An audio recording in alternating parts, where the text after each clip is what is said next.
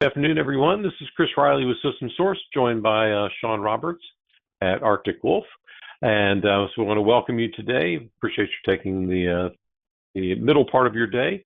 Hopefully you're also going to be enjoying some lunch here today with us. So today we'll be talking about cybersecurity predictions for 2025, and this is really based off the work of Arctic Wolf Labs.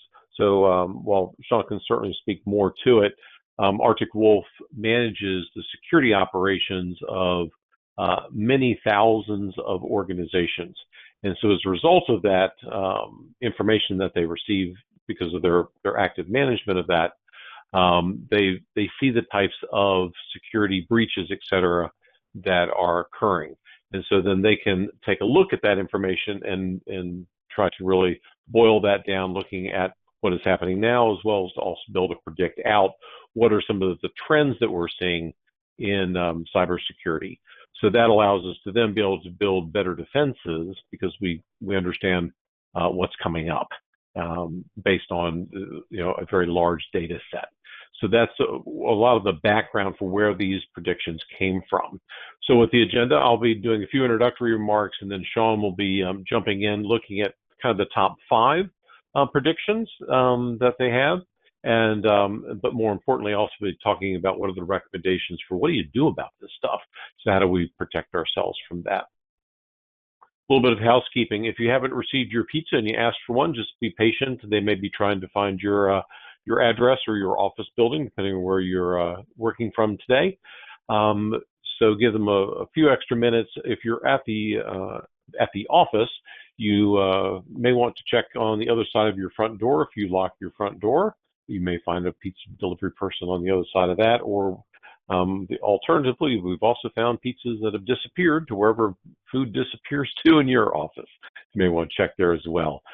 Julie Dellinger's email address is on the screen, and she'll be able to help try to track down any errant pizzas. You may want to jot her email address down. Further housekeeping, so during the webinar right now, the audio is in presentation mode, so you can hear Sean and I, but we can't hear you, but we do that to minimize any distractions that may be coming from sounds from wherever our participants may be. But you can get a hold of me at any point during today's webinar through the chat tab or through the questions tab. In fact, if you put in your questions into the questions tab, we'll save those up till the end. I'll read them off to Sean, and he'll be able to then respond to them at that point. This presentation and the webinar is being recorded and will be made available to you later on today, so that you'll have that for your notes.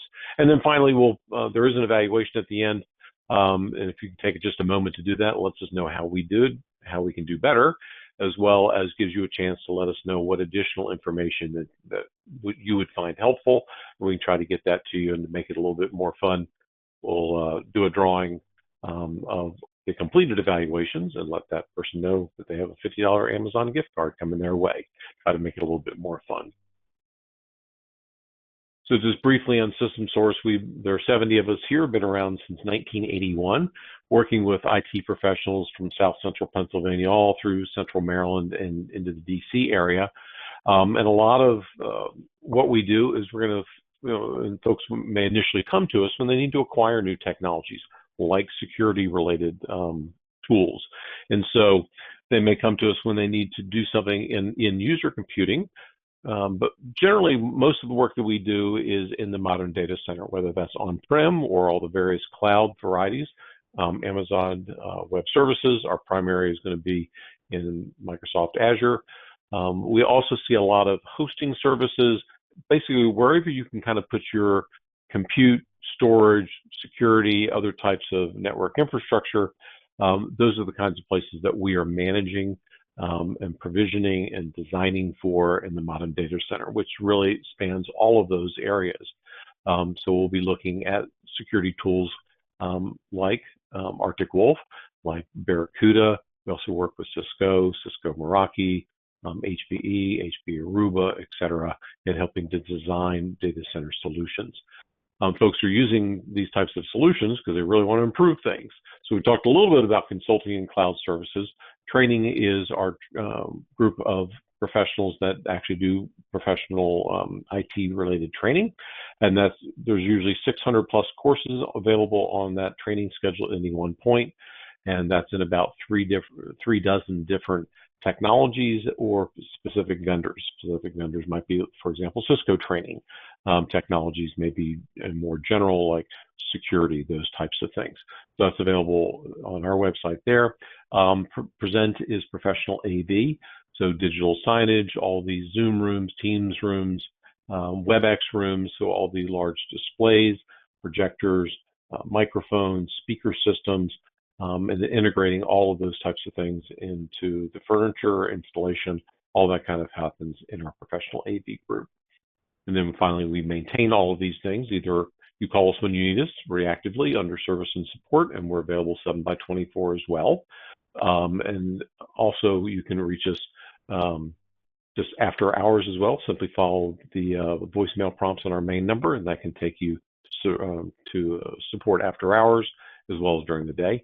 And that's whether you have a contract with us or not. We're available to be able to help. And finally, managed services is a proactive model where we are the IT department for dozens of organizations. We do have a number of upcoming webinars. I think we have 1, 2, 3, 6 here. So this Friday, we have one on storage technologies. That's with HP Enterprise. Then next week, we have on key metrics for managing your IT operations.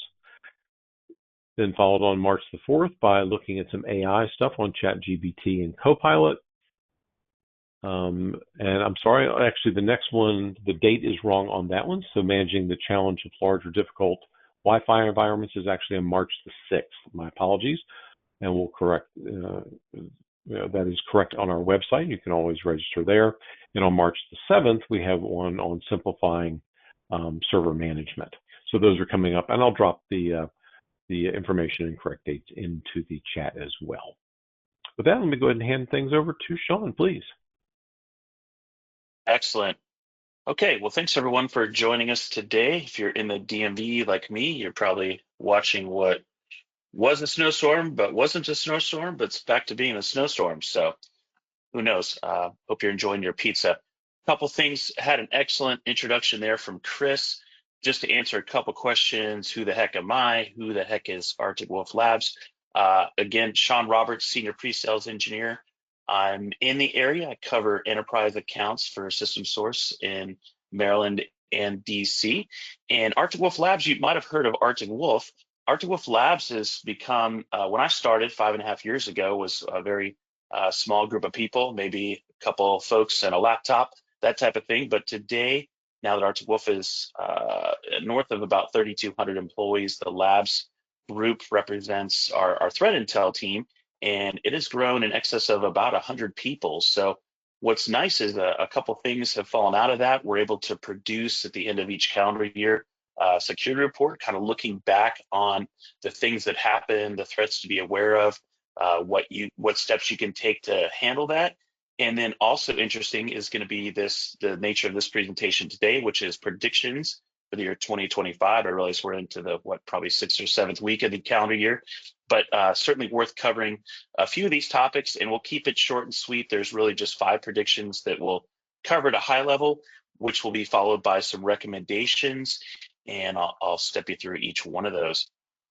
So overall, what can we say about what to expect in 2025 from a cybersecurity perspective? It's really going to be this adaptability and opportunism. These are going to be the 2 key underlying themes for the year, and then we'll step into each one of these. So kicking it off, prediction number 1, perimeters will become more porous. Okay, so what do we mean by that? If you've sat in on a presentation by myself, especially, or other folks at Arctic Wolf in the same type of role, I at least before the labs team had even called it this, I was saying 2024 was the year of the firewall. And what I meant by that was basically just that we didn't really have to pick on any given vendor, whether it be Cisco or Palo or Fortinet, like we show some examples here, but really all of them had some type of exploit that was made public, in most cases required patching or a firmware download and upgrade. that type of thing. But it was interesting that there was no one that got through the year unscathed as far as the firewall vendors went. So what's behind that? So a couple things, one is just remembering some of the basics behind a firewall, right? One is that they run software, right? Firmware, and all software has flaws, right? And so threat actors will keep trying to subvert those flaws or take advantage of those flaws. And certainly the fact that most firewalls are where a lot of organizations provide their VPN access, they are resident on the perimeter by design. And so these are exposed to the wider internet, again, giving a prime opportunity for those threat actors to exploit. And so there's a couple things about it. When you think about it from a strategic perspective, the risks that are posed by this are taken advantage or capitalized on because of their low visibility, right? Firewalls are not really where, if you begin an initial cyber spend or cybersecurity spend for defense, you probably are looking at endpoint protection or endpoint detection and response. Firewall is sometimes a backseat to that. I mean, certainly your organization will have a firewall, but in terms of what you're doing to collect those logs and analyze them, or even correlate them, again, might be secondary to some of the other things that organizations lean into. So again, threat actors are flipping that around and saying, hey, let's take advantage of this. And so that's what makes them attractive for exploitation. Another thing that's kind of worth bringing up, and I mentioned this on almost all of our calls, is this notion of latent threats, right? So where a threat actor is able to gain a foothold in an environment and basically remain there undetected for a long period of time. And so let's even put some numerics or parameters on that. If you take a new customer of Arctic Wolf's, and sometimes that could be, greenfield customers, and they don't have any, protection in place, or maybe it's very isolated or stovepipe. We find that 70%, so 70% of our new customers have some sort of a latent threat. And so when I say that, that number is kind of alarming, and you almost want to say, like, that can't be true. And how does that happen? A lot of the time, it's due to this type of an exploit, again, on the perimeter, taking advantage of VPNs. So again, that dwell time can be quite high. You might be surprised to hear the dwell time on average, just to compare that 70% number, which I find to be pretty high. The dwell time could be into the hundreds of days, 207 days on average, if we do find a latent threat that threat actor has been in or had access to that environment. So certainly mass exploitation campaigns are on the rise. One of the things we'll get into in the recommendations section is how to counter that, right? And so they're learning about exploits probably just as fast as the vendors or organizations like ourselves are, and they're capitalizing on that immediately, right? So they're taking advantage of the fact that you may know about this threat, but you may not think it's being seen in the wild yet. And so time is of the essence as far as they're concerned. So there's kind of a secondary slide or set of bullet items to discuss around this, and really what this centers on is misconfiguration, right? So this is kind of the genesis of where a lot of these threats, begin, and this hasn't changed, right? This has been the same for almost decades, right? So if you've been in this space, you understand that, and oftentimes it's not meant that somebody's negligent per se. It's just that this statement, convenience often overshadows security. So just opportunities where there's a shortcut or something is done temporarily, and then maybe there's a contractor and an end of contract, and what was done temporarily gets lost or forgotten about, and so there's a hole that hasn't been plugged. So that can often happen. And then, of course, firewalls can often be misconfigured when we're speaking specifically to that segment or that part of the attack surface, and expose devices onto the internet. And a lot of times, when you consider what comes in through our side door, if you will, and I mean this metaphorically, the side door at Arctic Wolf would be incident response. So folks that didn't have like the correct measures or monitoring or defense capabilities in place often end up in that catastrophic situation where they're going to have to invoke their cybersecurity insurance, and they're going to need help recovering from that incident, again called incident response. These types of things, can occur just simply from a misconfiguration, or more specifically, things like remote access being allowed to a given host. And again, how did that happen? Might have just been convenience, not intentional, right? The other thing too, IoT devices. If you think about your home network or what types of things you have connected to wireless, like I think in my own house, like, your Nest thermostat, or, maybe your smoke detectors, or even an oven. Unfortunately, and again, I sound like I'm picking on a vendor. I mentioned Nest. It could be talking about GE, but they don't necessarily take security with the same priority that, say, some of your other, technical aspects or assets in your infrastructure do. And then let's not forget about supply chain risks, right? So, this hasn't reared its head in the same way that, if you recall, several years ago, I think around the beginning of the pandemic, we had the SolarWinds attack, right? And it really caused a lot of people to, sit back a little bit and say, wow, I didn't think about threat actors performing this. And what I mean by that is not necessarily going after, again, those holes, if you will, in your attack surface, but looking at ways, if they compromise, say, SolarWinds, and that's predicated on the idea, in that example, that SolarWinds is fairly, ubiquitous in a lot of organizations, a lot of mainstream organizations, by simply, subverting that SolarWinds or checking in some malicious APT code, they can basically get into a lot of these environments where they may not have had another way in, or just had the easiest way in, again, flying under the radar, if you will.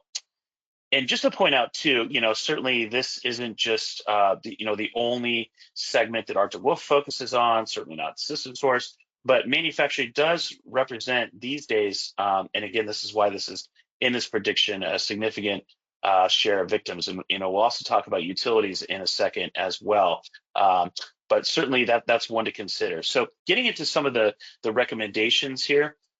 Number one, if you haven't had a presentation on some alternative architectures to a traditional VPN, obviously VPNs have been around for quite some time.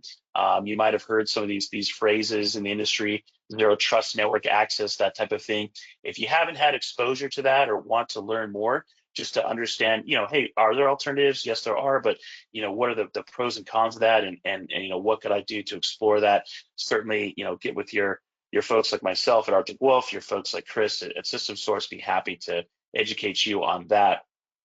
The second one, and this is kind of what the entire business of Arctic Wolf is centered upon, is to not only gather those logs. Any of these devices, these infrastructure devices or software, are going to generate logs, right? But the real question is number one, are they being stored? And then number two, who's looking at them, right? So that's kind of the first step. That's kind of step zero and step one, if you will, in terms of being able to counter this. But certainly that's the most important part. And notice here we mentioned, ensured network and endpoint logs. Again, we find many organizations lean heavy into endpoint. And again, whoops, I have a mouse that does this a lot.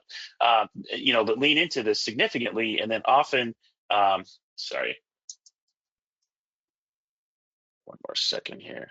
So again, the endpoint piece is one thing, but looking at, say, network flow traffic is going to be important for identifying possible intrusions. And what I mean by that is, again, not just collecting that, not just storing that, but correlating those, right? So, it's just like detective work I often use as an example, where you have your first clue or your indicator of compromise, as they say in the industry, and you've got one that reinforces that or backs that up. And again, if you've got those logs being generated, correlating those is going to be most important in terms of stopping a threat. In addition to that, reducing the blast radius, kind of the way to describe that, by using network segmentation. So if you're familiar with the story of kind of the east-west movement of malware, as in if you have an endpoint that gets ransomed or has malware on it, the main idea behind that, the main idea behind the code, is to move adjacent, as they say, east-west on the network, and infect the next endpoint, the next workstation, server, EC2 instance, that sort of thing, right? So, one of the easy things to do there, and you're going to find this thread throughout these predictions, is going to be to go back to basics, right? So we all know about network segmentation. That can be a good way to defend against that. And then the last one, I would say, again, just depending on which stage you're in as an organization in terms of countering, cybersecurity attacks. One piece of that, like besides, what they call MDR. So when we use that acronym like managed detection response, the detection response piece is really predicated on something bad happening, right? Another industry term is boom, right? Not even a very sophisticated term, but when we say right of boom, it's basically you're saying, okay, if there is an incident or a situation, I've got detection and response to help me basically cauterize that, deal with that very rapidly. But on the other side of that, on the left side of boom, as they would say, would be having a vulnerability management program. And what we mean by that is there's options all the way from, excuse me, one end of the spectrum where you're using a tool you download and maintain yourself, right? Kind of at the inexpensive end, all the way toward the other end of the spectrum where you've got a complete, managed service offering that provides that as well. And then, of course, conveniently, I bring this up because Arctic Wolf does offer that, but it's a good reason to think about the proactive nature of your plan or your hygiene to counter that. Okay, so getting into the second prediction, adversaries will leverage opportunities for large-scale social engineering, right? And hopefully I'm not breaking any new ground when it comes to that in terms of social engineering and what we're witnessing out there. I'm certain you've heard of, or at least remember possibly, the MGM or the Caesars attacks, right? Those occurred by leveraging social engineering. So just like it says at the top here, still going strong and probably not going to stop anytime soon. In fact, we're expecting a pretty significant uptick in this, largely due to AI, right? New methods being refined, particularly in the AI space. And of course, AI is facilitating new lure development, right? And we're seeing that play out already, right? So, long gone are the days where you have, an email from a supposed relative in, I don't know, just to pick something, Nigeria, that wants you to transfer some funds so that they can get access to even greater dollar amounts. And sometimes you read this email and it's not legitimate just because of, say, something like the grammar.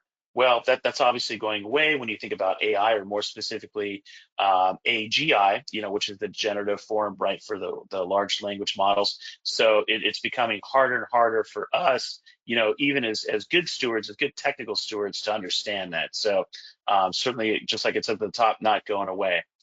Other things too. So, I sometimes get into a conversation. They say, "But Sean, I've got MFA deployed. Do I really need to go this hard in terms of countering this?" And the answer to that is yes. So we talk about man-in-the-middle attacks. The notion of that is simple. It's been around for a while, but in terms of how that's actually playing out today, you've got situations where, and this is not just a supposed. These are real situations where we've had customers get an email and it looks very official. Maybe it looks like it came from Office 365, or maybe from your organization's phone system. It's got like a Cisco logo or something along those lines, and it says, "Hey, click on this. There's a voicemail for you." And so, what's kind of the common nature is, "Oh, I better click on that and listen to that, and make sure I'm not missing anything," because maybe like me, I'm in a sales role and I don't want to miss anything. And so again, just by clicking on that, I could be taken to a site, and I might miss the fact that it's not actually Microsoft, but it sure looks like a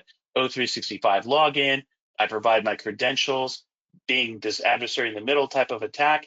I get the MFA request, I answer it, but in between, I've got this threat actor that's really taking those credentials, entering the number that I received from my MFA response, and all of a sudden, my account is compromised. So that stuff is occurring currently. And then, of course, there's also the opportunist attacks, and I pointed that out kind of with the firewalls, but also as emergencies emerge, and there's definitely no shortage of those. Just like the fires earlier in California, that type of thing. These threat actors, and really these are just the front ends, or the folks that are in front of a nation state, right? Those are usually the ones that are taking advantage of that. So they're well funded, they have access to the news, they understand our culture, and they're being able to take advantage of that. So again, novel supply chain campaigns. I think those are, and I'm just not saying this for myself personally, but from the labs department. Again, novel supply chain campaigns. So I think it may not be on the same scale as SolarWinds, but that is a textbook example of the types of things that could be an option for a threat actor to take advantage, even if you've got all your holes plugged, right? In terms of firewalls and you're getting your logs in and doing those types of things. So, what can we do about that, right? So, couple recommendations. Number one is just the easiest part. Again, sometimes things are basic. So educating users, right? Conducting periodic phishing simulations, those types of things, creating a culture of security awareness. So what are we talking about here? I mean, security awareness is kind of a fancy term to basically say training, right?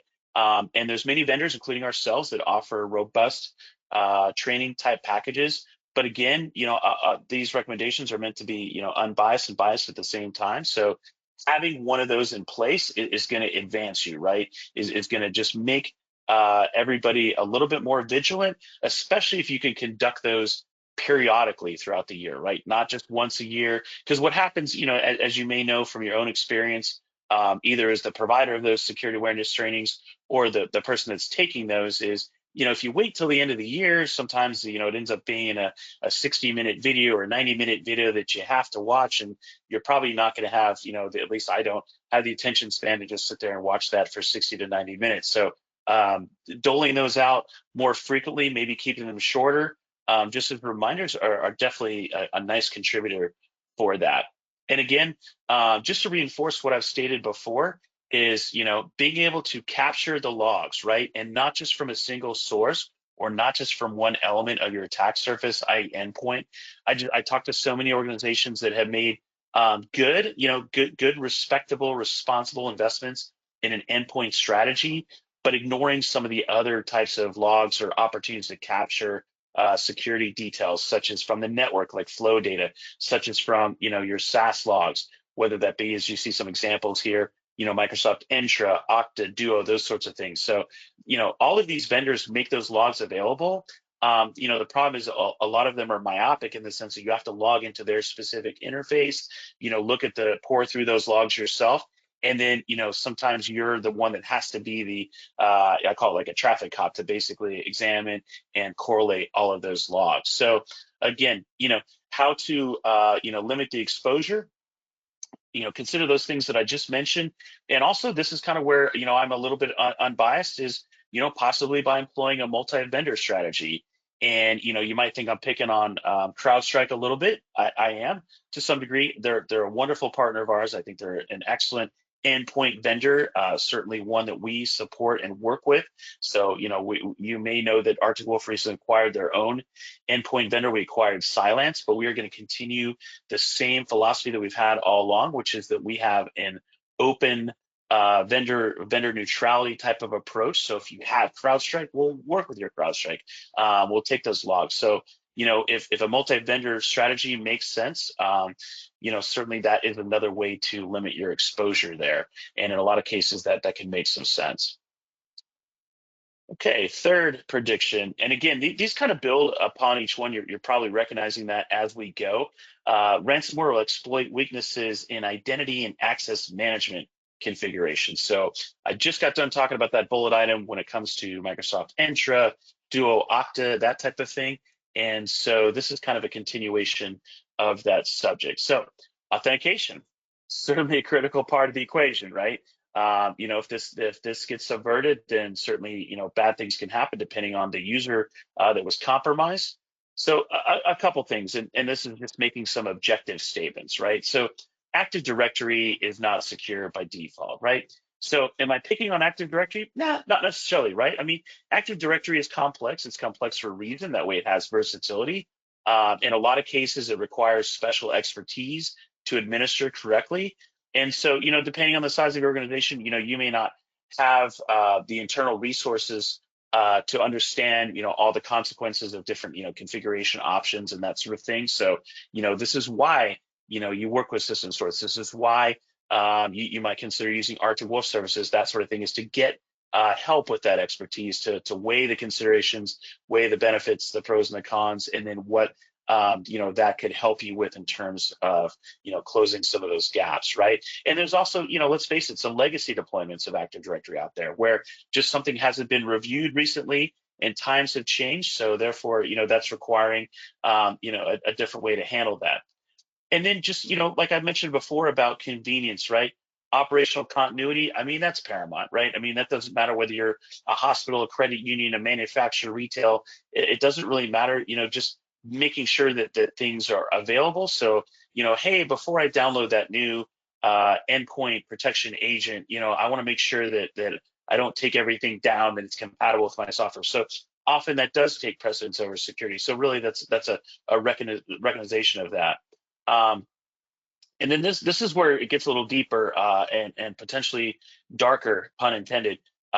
Initial access brokers are getting better at finding credentials. So if you're not aware, where does this often start, or where can this be found? Where's kind of the the dark and dirty place to go get that? Well, the dark web, the deep web, both of those. And one of the things that we do at Arctic Wolf, in recognizing that as a potential way to subvert an environment, we're often out there not only scraping, if you will, what's available there, but also interacting on some of the forums, seeing what's up for sale. It's a little bit unsettling, when we look across our customer base and when we look at our managed detection response base. Chris had alluded to this before. It is thousands of customers. I think we're crossing about 6,200 or 6,500 or so in that range. The thing is, on the dark and deep web, there's just a preponderance of information out there, whether it be just simply account information, right? So, by speaking to me, Sean Roberts, you know how my name is spelled. If you ever get an email from me, it's sean.roberts@arcticwolf.com. Those types of lists, just knowing that that's an account or a valid or a current account at Arctic Wolf, gives somebody the beginnings of a foothold. But it gets worse, of course. Sometimes it's not just the account information, it's actual passwords, it's password hashes that are available and for sale. So certainly they're getting better, and they're still lurking in all the places that you probably imagined. So, and I hate to use these Chicken Little examples, the sky's falling, but it's the appropriate attitude to say, hey, it's only a matter of time until one of those accounts is compromised. It could be any of the things we just mentioned. Social engineering could be finding these credentials on the dark web. So really, it just gets your mindset correct to say, what am I going to do, if I run into this situation, right? Will your defenses withstand an assumed breach scenario? So it's really just getting ready. It's having the conversation. It's walking through the steps. What would I do in this situation? Who would I call? Like, what's the list? What's, first party, second party, third, that sort of thing. And so you'll see here, a couple of the recommendations to handle that. But it's not only worth going through the thought exercise, but documenting that stuff. And it's kind of boring work, but it's efficient work, right? The time spent up front to do this is very short. We're talking about maybe 1 or 2 hours in our case of going through, hey, let's just do like a jumpstart plan, if you will, for incident response. Like, we know you should never encounter that situation, but in case you do, have you thought about what you might need to do? And for an organization like ourselves, because we deal with this day in and day out, we're on insurance panels. Like I said, we've got a side door entrance to the Arctic Wolf department.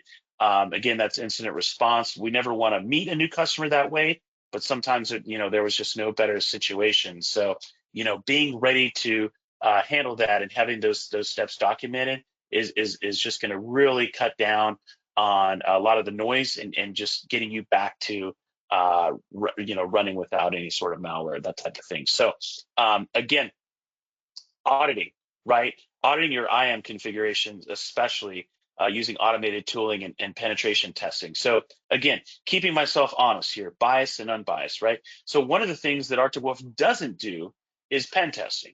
Okay, certainly System Source can help you with vendors that do that.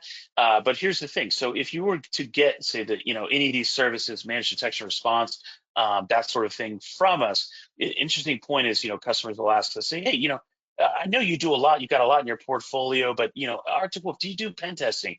And for now, and I could be wrong. Never say never, right? But at least the time that I've been here, in the 12 years we've been in business, we specifically stay away from that. Why? Because we think it's more appropriate that if you are going to do pen testing, do it from another vendor, right? Again, kind of go into that multi-vendor strategy, right? Test us. We welcome it. Honestly, we really do, because anything that we find from that is going to help us. It's ultimately going to help you, right? So it's the right attitude, we believe. The second point there, implementing network segmentation. So again, I'm repeating myself, but again, consider that. Also, the principle of least privilege, right? So again, zero trust, all those things, principle of least privilege. Those are becoming more of kind of the buzzwords, if you will, in the 2020s. But again, if you're not familiar with this, please get with us. We'll help you understand what kind of services and technologies are available for that. Again, the whole purpose is to limit, what may result from an intrusion action, right? So also setting up automated blocking, right, on authentication attempts. So there's a lot of things that we can do there. Again, basic, simple steps. We list a couple examples there, like restricted countries, impossible travel, right? So there's some mediocre capabilities that are built into some SaaS products like O365 or Google Workspace, right? And then there's some things that a managed service or even tools can do. I can speak to the managed service part because that's what we do. And certainly those are some of the considerations. In fact, they're some of the questions that we ask in the onboarding phase, right? So if you begin service with us, we're going to spend time up front to make sure that we get things right. What are some of the things that we want to get right? Well, like, let's talk about your user base. Are there people that are working outside of the United States, for example? Should we have an allow list or deny list, that sort of thing based on that? And then also just having some of the intelligence in the platform to understand, like, hey, somebody just logged in from Pasadena, Maryland, and now all of a sudden they're logging in from Guatemala 45 minutes later. Like that's you can't take a flight from BWI there in 45 minutes. So certainly that would be flagged. So either doing that as a manual step or having a service to perform that. Again, same objective, to cut down on some of the things that could just be simply blocked, right? Just based on organizational practice. And then the final piece, again, configuring syslog. Like I said, the logs are available for the taking, right? I like to say that. So whether we're talking about firewalls or identity access or network or endpoint, the logs are available for the taking. It's really, are you going to take the step to do something with those? Are you going to collect those? Are you going to forward those? Are you going to store those in a central repository? And then most importantly, are they going to be analyzed, right? And if that's too much for your organization to do, which it is for a lot of smaller organizations, and when I say smaller, I mean this is our wheelhouse, right? At Arctic Wolf, organizations, in my case, I'm mostly selling to ones that are 300 to 2,500 in employee size, right? Those organizations don't necessarily have the time to do that, and certainly in the subset of that, right, the 300 and below small to medium business market, as that might be said. So just getting those logs configured and stored and analyzed is going to be a huge step for that. Okay, prediction number 4.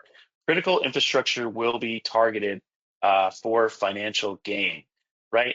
And you may have seen some of this in the news. So let's, kind of, get into this a little bit. So first bullet item, and before I begin, the little preface here, I know you didn't come here for a political discussion, but there are certain things that we can all kind of agree on, and that is certainly that there is a lot of transitioning going on when it comes to elected officials, right? And we're not just talking about the United States, we're talking about all countries, Western nations included, right? And just kind of whenever there's change, sometimes there's chaos, right? And there's confusion. So certainly threat actors will take advantage of that potential destabilization to cause disruption. So and certainly there's never end to conflicts globally, but many are brewing. But here's the difference, right? Where 50, 60, 70 years ago, they weren't in the cybersphere, but today they are. It's a hybrid, right? They're occurring in both spaces. Again, don't have to think too hard about this. In some cases, a country that may not have the physical presence, say, of a military can say, hey, I can get into this business and cause havoc just by, causing problems in the cybersphere, right? So CISA has been warning about this for years, in my opinion, against critical infrastructure, and we've seen examples of this, right? So if you're into specific threat actors, you might recognize Volt Typhoon. Again, that's a front for China, and they've demonstrated this in some of our water treatment facilities, right? So Another thing that you may not consider or think about is that again, these folks, including Volt Typhoon, actually Typhoon, have targeted home and small business routers. And again, if you think about, I think about my own router. Like, when was the last time I really looked at the firmware? Now, fortunately, a lot of vendors, I'm sure, besides mine, like I use Verizon, for example, but Comcast and all that. I mean, they've tried to get ahead of it a little bit by, forcing these routers to have automatic updates so that you don't have to think about it like that. But again, we've seen examples of this, and just the same as a home router.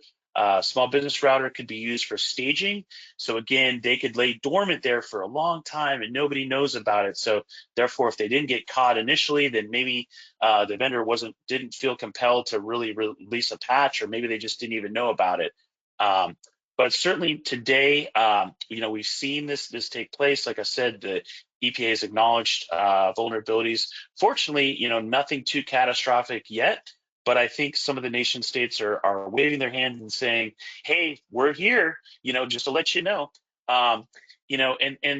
What's interesting as well is that we really don't have to imagine what might happen, right? So again, kind of getting away from that Chicken Little example, instead of just saying what hypothetically might happen, we're actually able to observe this today, right? So we've got a little bit of a glimpse into this when we consider, what's going on in the Russia-Ukraine battlefield. And then again, it's a hybrid warfare state. There's certainly, the physical part of it, but what's going on in terms of trying to compromise, whether it be leaders or other actors within that sphere. So again, and I'm being a little repetitive, and I recognize that. So ensuring that network and endpoint logs are available for examination and correlation, right? So it's just like I mentioned before, it's like detective work. So initial exploitation can be limited. So having that telemetry being ingested and being analyzed will help identify, not just identify, but identify quickly, right, those potential intrusions. So again, having that initial indicator of compromise, and then also that secondary indicator of compromise. So a good example again might be, initial indicator could be your endpoint, and a secondary indicator might be what we observe through flow traffic that we get from the network through placing, in our case, sensors that are able to capture that data. So again, number two, having a comprehensive, realistic, and up-to-date disaster recovery plan for your organization, right? So, if you are an Arctic Wolf customer, one of the things that really separates us from other vendors in our space again being that managed service or security operations space, we provide a concierge security team. Again, you can think about that kind of like a general practitioner doctor, right? So that you can go in and ask questions, you can have an interactive conversation, and you can better understand specifically for your type of organization. What I mean by that is what industry you're in, what size of organization you have, how many folks are on your security team, to be able to handle this. So being able to consider all of those inputs, if you will, or dimensions, and finding out what might be the best practices, laying that against other industries or other folks in your industry or of your equivalent size, or even in the same geographical area, right?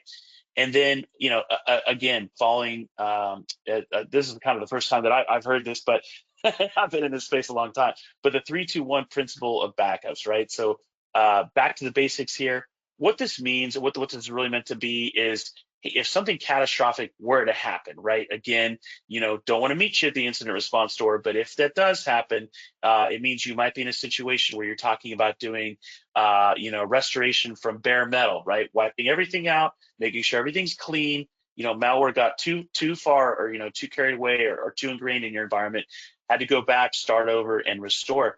The thing is like, even though we're maybe adjacent to data storage and definitely from backup, it's the fact that you've number one, thought about this ahead of time. So you've got, in this case, like as a best practice, 3 copies of your data, right? One primary, and not one, but 2 backups, right?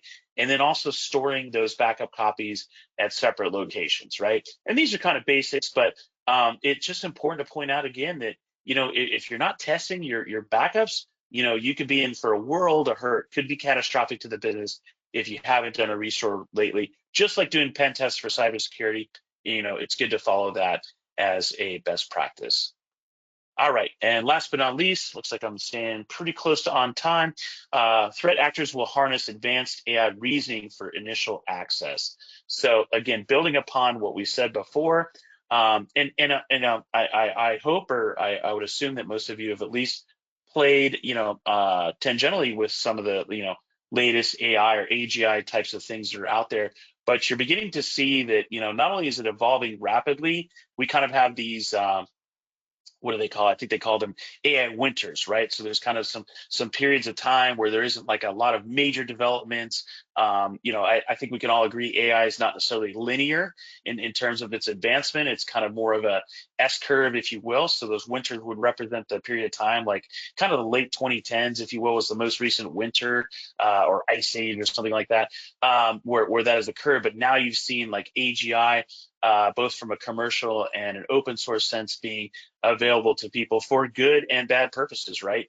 And one of the things that's being added to that is the logical reasoning, right? So now you could, if you're a threat actor, you could let AI loose and just say, hey, I've got this organization. I know they're running Palo. We think they have this firmware. I know that they're running O365, all those things, and let it reason and try to figure out what's the best way to attack your environment. I mean, if you haven't heard it already, I mean, it's gotten so bad. There's now even ransomware as a service where threat actors can subscribe to a service like the dark side or dark complement of Arctic Wolf, where you can go out and find code or logic that'll basically look for and try to find this again beyond what mere humans could simply do. And like I said before, so a lot of these are state aligned threat actors, so they're well funded. And they understand this. They're educated. They've got experience with this. And they've certainly exfilled a lot of AI data to use for nefarious purposes, right? So let's not forget that a lot of these are again fronts for nation states. So it's not just young people in their parents' basements, right? So again, publicly available reasoning models, what I mentioned before. So it's not just commercial subscriptions. We're all familiar with like OpenAI and those sorts of things. So these are available, and they're unfortunately moving the needle a little bit in the threat actors direction. So further commoditization, which we all know is kind of the direction that we're headed to anyway, will lead to wider accessibility. So again, could move even past some of those nation state sponsored threat actors into potential threats. So as you can kind of think in summation, AI is a double-edged sword, right? So if you are using it for your day-to-day duties, I know we at Arctic Wolf continue to do that both on our back end in terms of understanding user behavior and doing correlations that can in some cases only be done by AI just because of the sheer person power that would take to perform that. Threat actors are able to take advantage of it from the same aspect, but for bad purposes, right? So the recommendations, as we list them there, consider employing a managed detection response service, right? That's why I'm here to talk about this. This is what we do. This is Arctic Wolf's bread and butter. What's the point of that? Again, in a lot of cases, it's just augmenting what you have for security staff today. And like I mentioned before, whether you're a hospital or a credit union or whatever, you may not have the team or the resources or the budget, or maybe these people are just hard to find in the DMV area. I think the last thing when I looked at what they call like a cyberscape, and it showed about a 55,000 person deficit in security analyst positions. So in other words, what we mean is that today, just based on what organizations are looking for, what you are competing with, in terms of organizations and security analysts, there is a 55,000 person shortage just in the DMV area alone. By the way, incidentally, that's the largest shortage when you look across the entire United States, but that's significant. So, what can you do to help with that? Look to services like ourselves. Maybe you're not ready for that, and that's okay. Other things that you could do, like I said here, implement that network segmentation, principle of least privilege. Please, reach out to myself, System Source, Chris, anybody, if you want to understand those technologies a little bit better. There's certainly ones that marry up nicely with our services. In other words, we can get the logs from those and understand what's going on in this situation. So, in summary, coming up on the end here, I'll just kind of build this out real quickly. So, threat actors are constantly adapting. They're certainly leveraging AI to perform that. They have an incentive to innovate, right? I mean, this is successful in some circumstances, right? When organizations are, at that crossroads where they basically have to say, well, do I pay the ransomware and get all of my data back? Maybe it's encrypted because that's what they did, or do I pay the ransom to avoid what they say they have in terms of data that they're about ready to release? It could be health records, that sort of thing. If they do that, I've got to report this. I've got to now potentially pay out. There could be litigation involved. So there's money on the line. So which means there's people that are trying to take advantage of that. Unfortunately, right? And then the most important part, like it takes a multifaceted approach to survive this evolving threat landscape. So how do I sum that up? It's defense in depth, right? So there's not just one point solution. There's not just one way to do it. Again, don't just lean into, say, endpoint detection response. It's a great start, not knocking it. Good to have that implemented. But if you're not looking at all the other elements of your threat landscape, then you might be missing something. Again, opportunity there. So that story stays the same. And can't emphasize this enough. Go back to the basics. Test your backups, perform pen testing. Leverage your partner, talk to the system source. What am I not looking at today? What am I not thinking about that I can be doing? So certainly those things are important. So just remember again, it's not just vulnerabilities in the software. It's also at the human level at that point. So hopefully it looks like I've left. I'll try to leave about 10 minutes for questions. I've been keeping an eyeball on any questions that anybody may have typed in here, but we did want to open it up. I will say this: change is the only constant. Always nice to have a fun quote. An ounce of prevention is worth a pound in cure, as famously stated by Benjamin Franklin. So again, hygiene, security hygiene, being adaptive and finding new ways to do things. And if you ever need help with that creativity, like I said, please reach out. We may not be the authority in this, but we certainly have experience with it.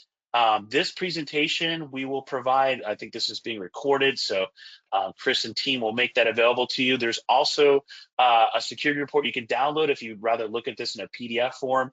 And I certainly encourage you to take a look at our website. You can also look at 2024 security report, kind of the opposite of this. What did we see in 2024, and what kinds of things should you be aware of? So hopefully left a little bit of time here. I think Chris might open this up a little bit more for verbal questions or questions here, but please feel free to ask anything or just give me some reflection feedback about what you heard, whether it makes sense or things that we may be missing you'd like to hear me speak about. Thank you, Sean. I don't see any questions at this point. So I guess we'll give a few minutes back for folks' afternoon. Thank you very much, Sean. That was excellent information. We appreciate your summarizing a lot of data points from Arctic Wolf Labs and being able to give us a better idea on how to protect ourselves. So I want to say again, thanks to Sean. Thanks to each of you for joining us today. And I hope you have a wonderful afternoon. Thank you. Thanks for your time.